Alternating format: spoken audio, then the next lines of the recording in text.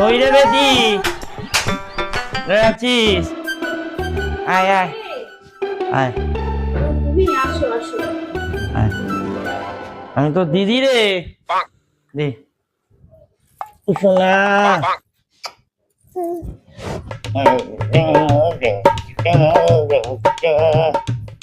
এই নে তোর বেটিকে নে, বেটিরে না চালাম আমার 5,000 টাকা দক্ষিণা দে।